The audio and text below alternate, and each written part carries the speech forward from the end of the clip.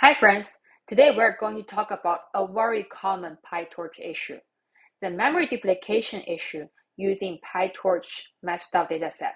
If you've ever wondered why your PyTorch training process is taking so much more memory than you have expected, this video is for you. So now let's dive into the problem. Say you are using a matched-out dataset and you have two DTP processes. Each process has 3 workers per data loader. Initially, you thought your original dataset is taking 100 gigabytes in memory. However, with this 2 DTP and 3 worker per data loader, you now have 6 additional copies of your dataset in memory. So think about that. Originally, you thought you have like 100 gigabytes, but additional 600 gigabytes is put in pressure of your RAM. So look at this. When you have your original dataset loaded into your memory, you started 2 DTP process, and by default, processes don't share memory. So each process will have its own data loader. You have 3 workers per data loader. And these worker processes are also independent. They don't share memory. So what they do is that they load the entire dataset into the worker process to give the GPU batches of data. In total, these data loader workers, they each load the entire dataset into their memory. That's why you have additional 6 copies of dataset into your memory. So let's re-examine the culprits here. The first one is that DTP process and this data loader worker process, they are all independent and don't share memory. So this is culprit 1. And culprit 2 is that whenever this data loader worker tries to load dataset from disk into memory, it's loading the entire copy of the dataset into the process memory. This is a lot of pressure for the memory. To summarize, culprit 1 is independent process don't share memory. Culprit 2 is matched out dataset requires loading entire copy rather than chunks of dataset. Let's tackle this one by one. So to tackle the multiple independent process don't share memory, we will work on the solution called forkserver. With forkserver, when you start a main process, you spawn multiple child processes, and this child process is able to share memory with the main process. There's a caveat. The condition that child process can share memory with the parent process is that the object shouldn't be written or modified at the child process.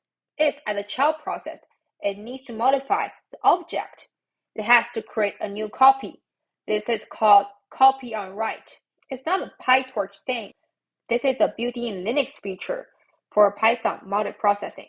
So here, as you can see, if you use forkserver, you start 2 DTP process, and for each data loader in the DTP process, you have 4 workers. Without forkserver, you will have additional 2 times 4, which is 8 copies of your dataset. But with forkserver, you won't have any additional copy of your dataset into the memory. All these worker processes, they all share memory of the original dataset. You may wonder, what is forkserver? And what are other start methods? There are 3 common starting methods for Python multiprocessing. First one is spawn method. So spawn method, for each parent process, it will spawn a clean state Python process. These processes, they don't share memory. You also have fork method. In my opinion, an inferior version of forkserver method in that it supports copy on write.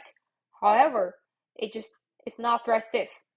And then you have forkserver, which supports both copy on write, but at the same time, thread safe. Here's a comparison of the starting methods. Fork and forkserver, they both support copy on write, which means using these 2 methods allows the child process to share memory with the parent process. Good for our goal to have multiple DTP processes share memory of the dataset object. Between the 2, fork and forkserver, fork is relatively inferior method for PyTorch, especially CUDA applications, because it's not thread safe. And then we have spawn method. Spawn method does not support copy and write, which means that each process is fully isolated and they are independent from each other. So this is solution 1. With forkserver, we'll be able to have the child process share the memory of the object from the parent process. Next, we'll tackle the second problem, which is originated from the map-style dataset. We'll tackle it using the iterable dataset. Let's start with the map-style dataset characteristics. Map-style dataset gives you the power of random access to any index of the dataset.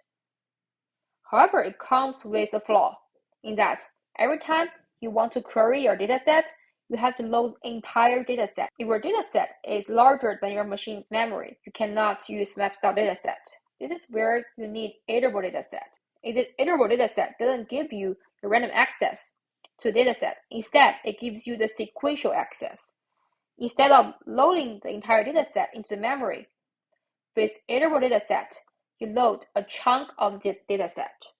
What does it mean? It means that you have to partition your dataset into multiple chunks or shards, so that each time your worker only needs to load a partition of your dataset instead of the entire dataset. Let's look at how it can solve our problem. The original dataset is 100 gigabytes with 2 DDB processes, and each process has its data loader. The data loader has 3 workers.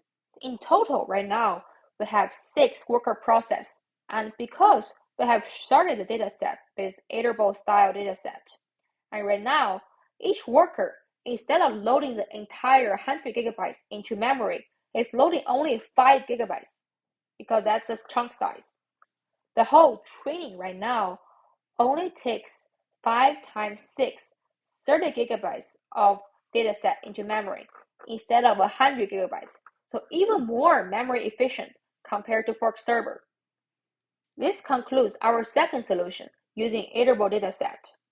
So the next question is really when to use which.